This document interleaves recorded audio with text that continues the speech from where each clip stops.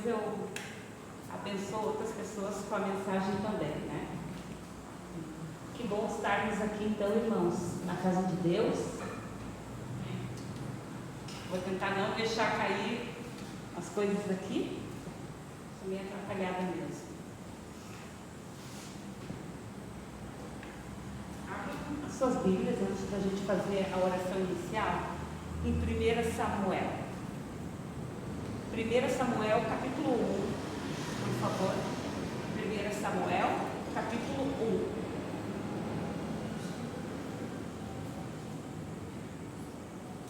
E vamos orar. 1 Samuel, capítulo 1.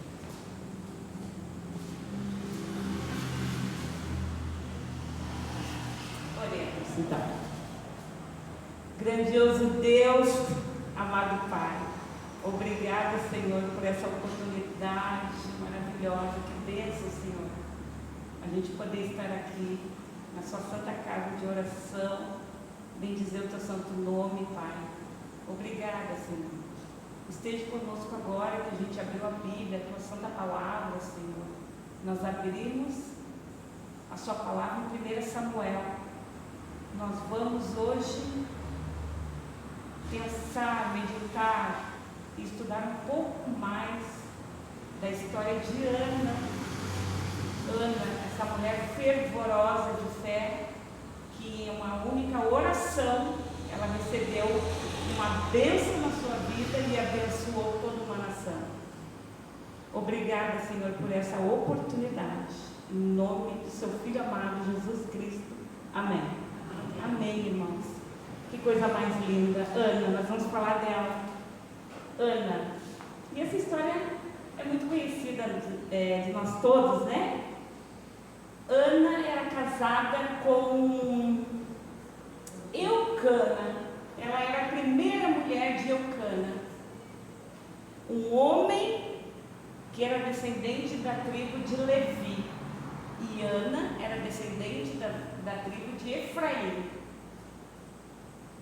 E como a gente sabe que naquele tempo, quando as mulheres eram estéril e não podiam gerar filhos, dava-se ao homem a autoridade de ter uma segunda esposa, né? Porque eles tinham que ter descendentes, né? Era muito importante isso. E assim Eucana consegue, então, casa com uma segunda mulher. Ana é a primeira esposa e tem a segunda esposa, que é Penina, o nome dela. Então é uma história muito conhecida nossa. Eles moravam em Ramataim, a 50 quilômetros de Siló.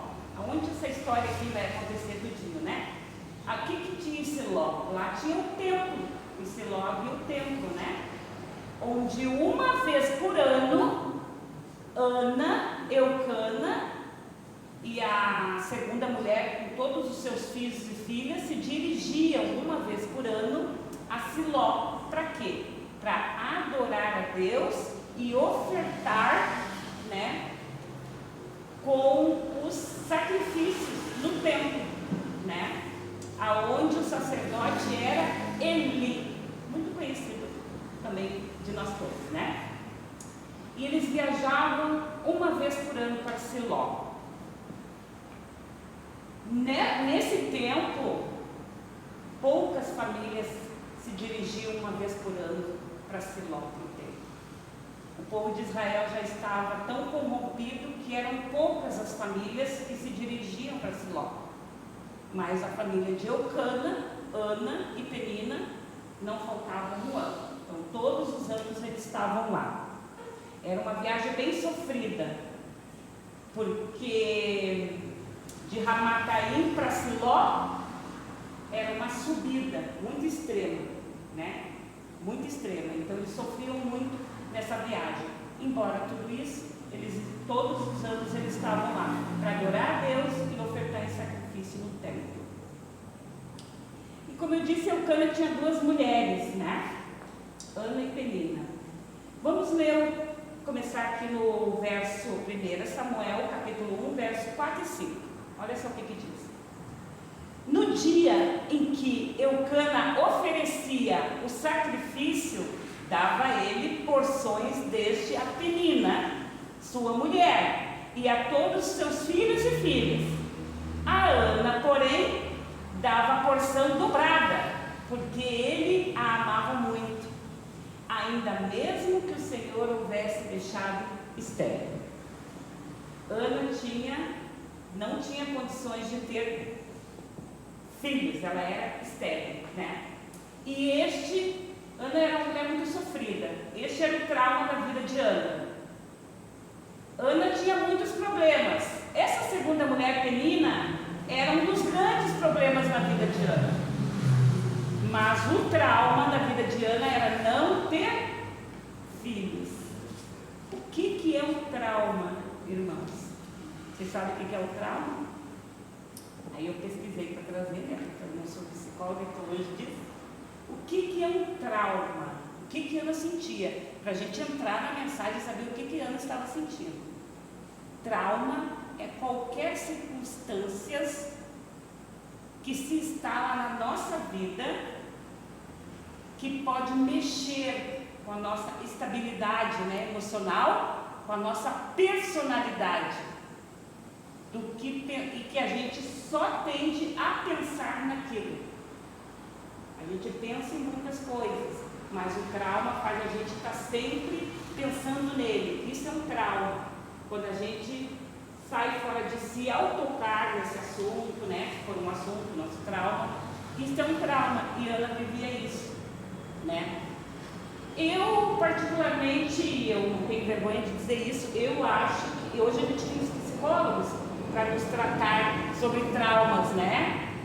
E eu tenho pensado muito, porque eu acho que eu tenho alguns traumas sim, e o meu grande trauma da minha vida, eu acho que tem relação a lidar com uma certo tipo de pessoa. Eu vou explicar direitinho, para depois o irmão não deixar de falar comigo, né? Então o irmão continue falando comigo, pelo amor de Deus. Eu fui criada praticamente no regime militar, sabe? O meu pai, ele só tinha servido o exército como soldado mesmo, ele não era militar. Mas ele era muito bruto, muito rígido com todos. Então eu fui criada muito ali no cabresto, como a gente traz a linguagem hoje, né? Então ele era muito bruto, ele não sabia conversar. Escreveu, não leu, o pau comeu. Só estou simplificando, tá? E as meninas lá de casa não podiam nem brincar na rua. Se o meu pai chegasse do trabalho e visse qualquer uma das meninas na rua, a gente apanhava de relho, irmãos, pegada nas perninhas. E ele era muito mandão, e a gente tinha que conhecer o nosso pai só pelo olhar assim. Era bem diferente de nós. Vamos conversar, meu filhinho, né? Você tá aqui, que eu curti. Era bem diferente, não tinha isso.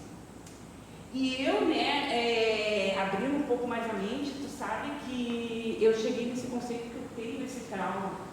Quando eu me deparo, o que é trauma, eu trouxe da Rosana Alves, ela é uma neurocientista e psicóloga, adventista, então acho que a maioria que conhece ela, foi ela que disse o que é trauma, né, que eu descrevi aqui. Então, assim, quando eu tenho que lidar com uma pessoa assim muito, né, agressiva, digamos assim, né, muito exaltada, muito, sei lá, muito general, vou dizer assim, eu tenho, me dá frio, calafrios, frios na espinha. Eu perco a minha estabilidade, entendeu? Eu saio de mim. Se eu me demorar muito, eu choro e me esgamelo, eu saio de mim, assim como a doutora que descreveu. Isso é um trauma.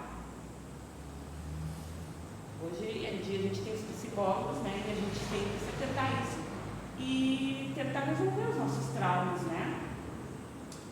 Então esse daí é o meu trauma. E Ana vivia um trauma de que não podia ter filho.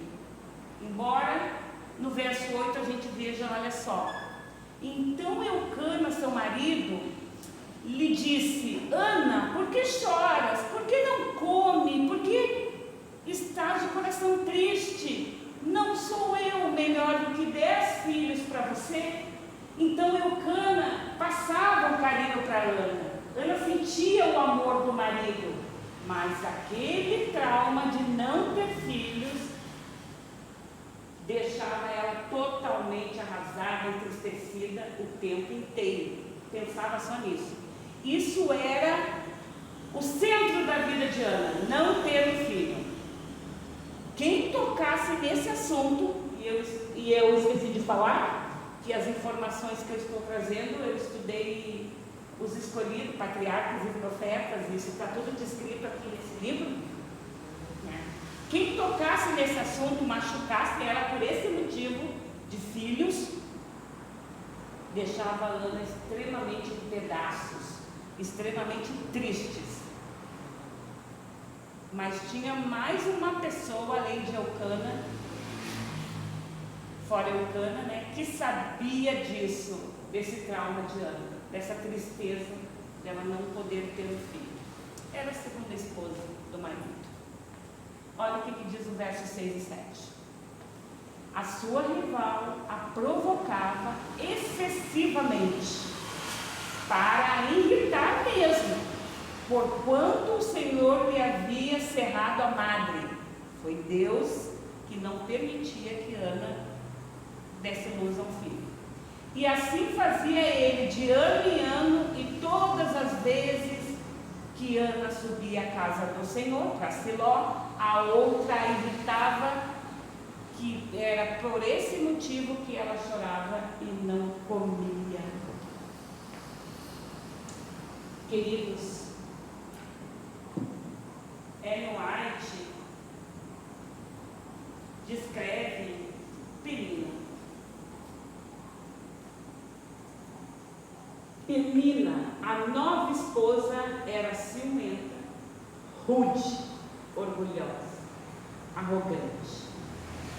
Para Ana tornou-se um fardo muito pesado conviver com ela. Elas viviam em tendas separadas, tá? Aonde elas viviam, em Ramataim. Mas quando eles subiam para Siló, eles ficavam tudo na mesma tenda. E Penina então incomodava a Ana por causa disso, Isso era um fardo na vida de Ana.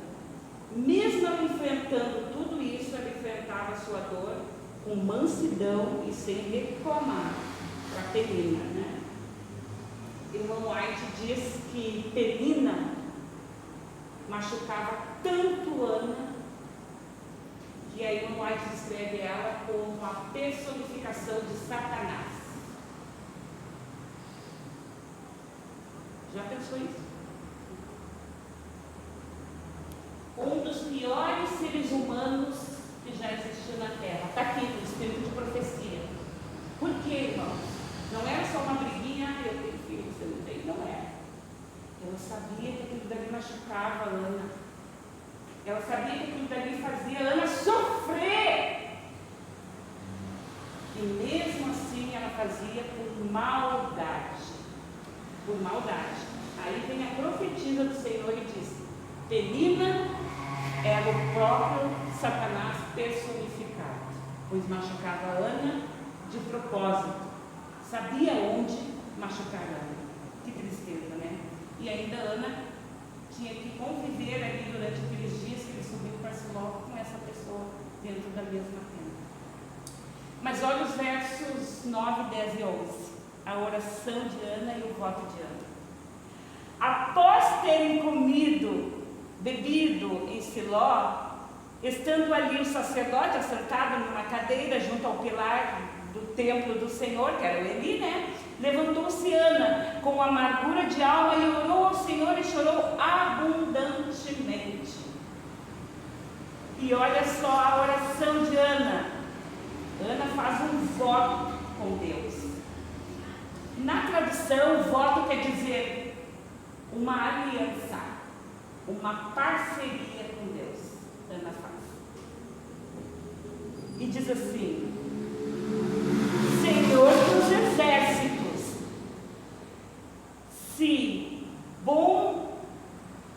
benignamente atentares, com bondade, atentares para a aflição da tua e de mim te lembrares, e da tua serva não te esqueceres, e lhe deres um filho varão, ao Senhor darei a todos os dias de sua vida, sobre a sua cabeça não passará navalha. Ana estava fazendo um voto com Deus. Voto é a mesma coisa, aliança, parceria. Ana chama Deus para fazer uma parceria com ele. Preste atenção. Já fazia mais de um século que Deus não falava com o povo através de Eli. Mais de um século que Deus não se revelava aos israelitas. E chega uma mulher, Ana, e diz: Senhor dos exércitos, se pela sua bondade atentares para a minha aflição, da aflição da tua serva, e de mim não se esqueceres, Deus.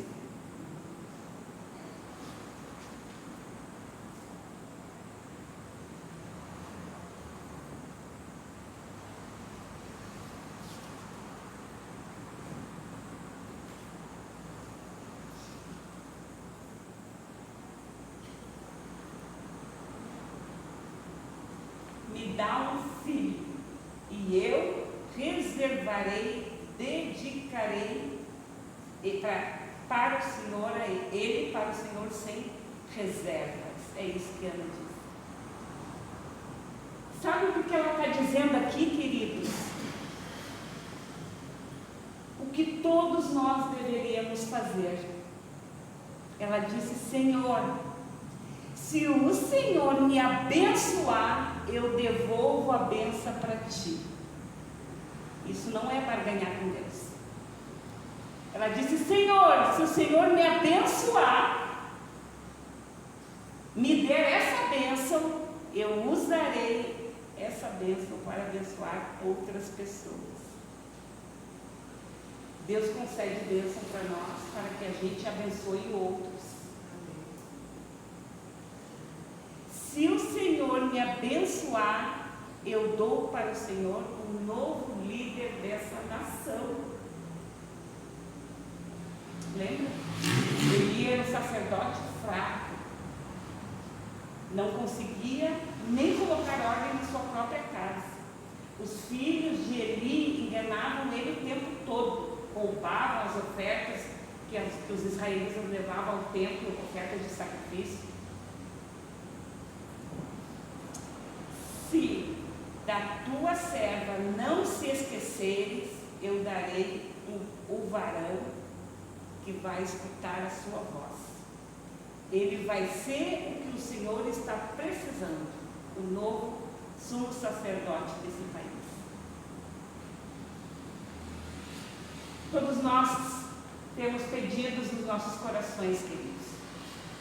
O Mike aqui falou dos pedidos e agradecimentos. A gente fala alguns aqui na igreja, e alguns ficam guardados no nosso coração. E fica ali muitas vezes só com uma pessoa mais próxima de nós, ou com nós e Deus, não é? É bem assim. Todos nós temos pedidos a fazer para Deus. E se Deus pensa no pedido maior aí do seu coração, ou até dois. Se Deus te concedesse essa bênção que você tanto pede hoje na sua vida, como você devolveria para Deus essa bênção novamente? Tem pessoas que oram e pedem a bênção para Deus e recebem, e param de orar por aquilo no exato momento que recebem. O que tem hoje dentro do teu coração? Qual é o teu maior pedido aí dentro do teu coração? Eu coloquei algumas coisas aqui, lá em casa. Se for um casamento,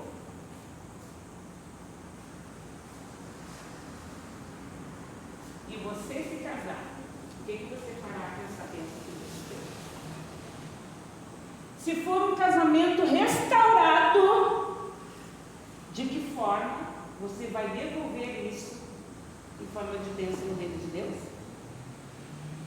Se for no financeiro, se Deus derramar bênçãos no teu financeiro hoje, o que você vai fazer para abençoar aqueles que estão precisando e necessitando? Se for uma libertação,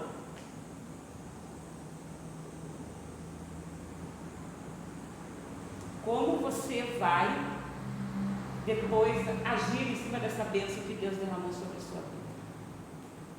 Para abençoar outras pessoas também, outras famílias. O que vamos fazer com a bênção?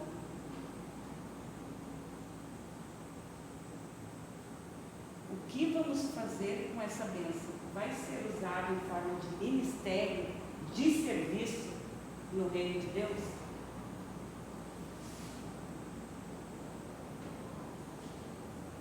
O que faremos com a nossa oração respondida?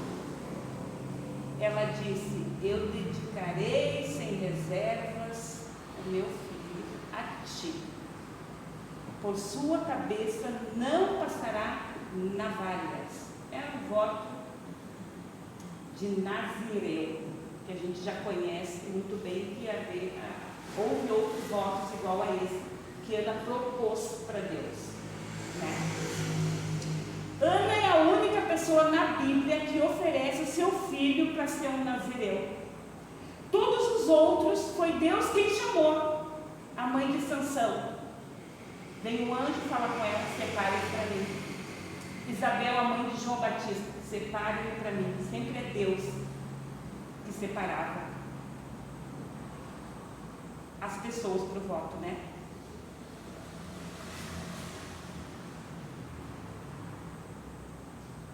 E Ana chega e diz: Senhor, eu estou propondo uma aliança com o Senhor. Eu estou oferecendo o meu filho para ser um nazireu. Como eu disse, na Bíblia, é sempre Deus que chamava o ser humano para fazer essa aliança.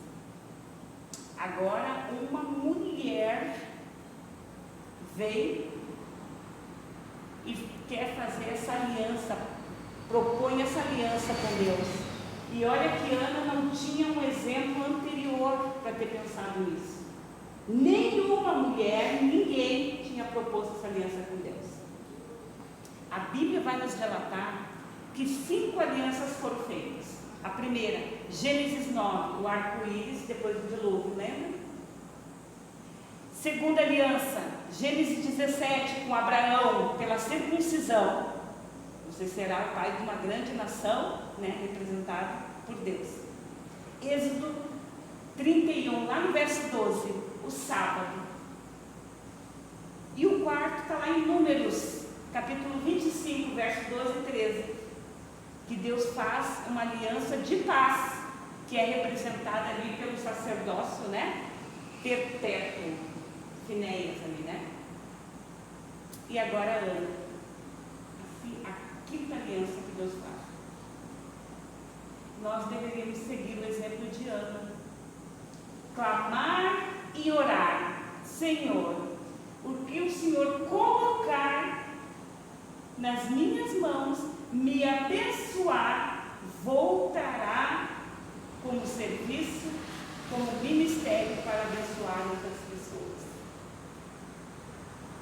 Senão, queridos, nós não vamos sair do lugar, nós não passaremos de simples pedidos. Me dá, me dá, me dá.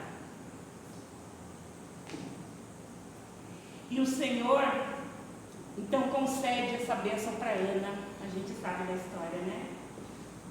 Quando ela estava ali abatida, ela sai de fininho, vai para o templo, encontra o Eli ali na frente do templo. E Ana, aqui a Bíblia vai falar que ela chora abundantemente, ela chorava. E ela começa a orar a tal ponto que Eli olha para ela e diz: você está embriagada? Você bebeu muito vinho? Deixa desse vinho, mulher. E aí Ana fala com ele, explica, né? Não, eu estou derramando a minha aflição perante Deus. Eu não estou. Não pense mal de mim. Não pense isso de mim, né? Falou para o sacerdote ali. Eu não sou assim. Eu só estou clamando perante Deus, né? E no verso 17, queridos, o sacerdote diz assim: vai-te em paz, e o Deus de Israel te conceda o seu pedido.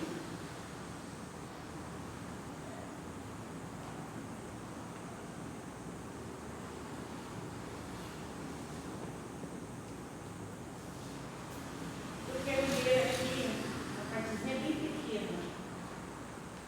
Ela, quando o sacerdote ali fala isso para ela, ela poderia não ter acreditado, porque como a gente vê, ele não era um fraco, né? Ele não conseguia dar conta nem dos próprios filhos dele. Aliás, ele era o responsável por Israel estar naquela situação degradante ali, né? Mas ela pega aquelas palavras para ela. E o espírito de profecia, profeta do Senhor, diz assim: a Ana recebeu a dádiva que pediu com tanto fervor ao Senhor. Ao olhar para aquele filho, ela chamou de Samuel, que quer dizer, eu o pedi ao Senhor. Tudo que termina, todo nome que termina com El na Bíblia, termina com o Senhor também. Daniel, né? Samuel, todos os outros El aí, né? Joel. Assim o menino cresceu suficiente para separar-se da mãe. Ana cumpriu seu voto, ela não quebrou a aliança que ela fez com Deus. Ele era o único filho, a dádiva especial do céu, mas ela o recebeu como um tesouro consagrado a Deus e não deixaria de devolver ao doador que lhe pertencia. Ela devolveu a bênção, queridos. Ela disse: eu sou abençoada, eu vou abençoar. E ela devolve a bênção no reino de Deus. O filho foi um dos maiores líderes de Israel. Um líder religioso, sumo sacerdote, que a gente sabe, um líder civil e um líder militar. E o espírito de profecia diz assim: de Siló, Ana voltou para casa, depois que entregou o menino para Eli. Em Ramá, deixando Samuel com Eli, a fim de ser educado para o serviço da casa de Deus. Desde o primeiro ser educado para o serviço da casa de Deus, desde os primeiros anos, ela ensinou o filho que ele pertencia ao Senhor. Todos os dias ela orava, especialmente por Samuel. A cada ano ela lhe fazia uma túnica nova. Toda vez, todo ano, quando Ana e Eucana subia para Siló, Ana levava uma túnica nova para o filho dela. Mesmo porque o menino crescia, né? E ela chegava lá e dava aquilo para ele lembrar dela e do amor dela por ele. E o espírito de profecia diz que cada fibra daquela túnica que ela tecia era uma oração de Ana para Samuel. Sabe para quê? Por que orar por Samuel? Ele já estava lá na presença de Deus, para que ele não viesse a se desviar dos caminhos de Deus. Ana continuou orando por Samuel, orou pelo Samuel, com certeza orou na gestação de Samuel, orou no parto de Samuel, tanto que colocou o nome, né, de Samuel. E depois continuava orando por Samuel. Todos nós, queridos, temos que orar uns pelos outros. E a gente pediu oração para aqueles que precisam, pelos enfermos, mas todos nós temos que orar um pelo outro. Orar pelos que estão hoje ausentes, já estiveram aqui, hoje estão ausentes da igreja, dos caminhos de Deus, né? Como eu tenho 2 filhos que hoje se encontram longe dos caminhos de Deus, mas ainda Deus cuida dele, a gente sabe deles e a gente sabe disso, né? Deus ama todos nós, né? E a gente tem que orar pelos aqueles então que estão afastados, os que ainda não conhecem Deus, mas também pelos outros aqui, para que a gente, assim que nem Ana fez com Samuel, para que permaneça nos caminhos de Deus.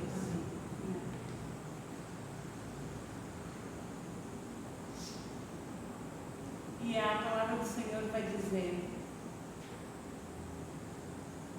que eu esqueci de citar, que Ana, depois que orou e saiu ali, né, e ele falou para ela que Deus te conceda, o semblante, dali em diante, o semblante de Ana mudou.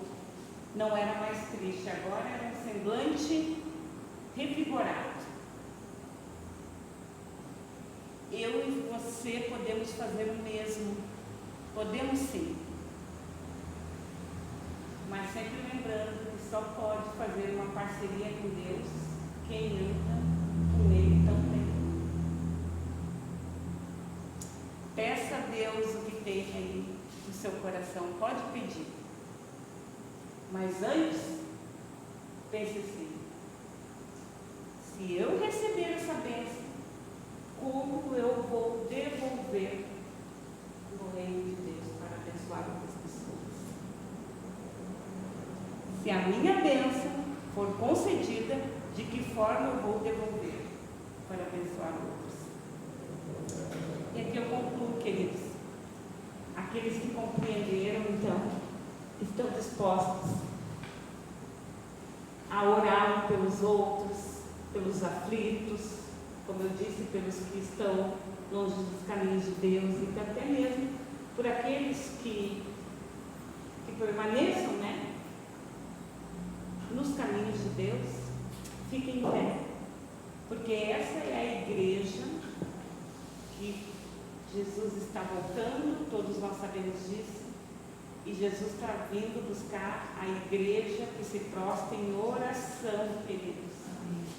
Assim como foi em Atos 2, aquela igreja que Jesus está voltando para buscar. Amém? Vamos então cantar o hino final de pé, por favor.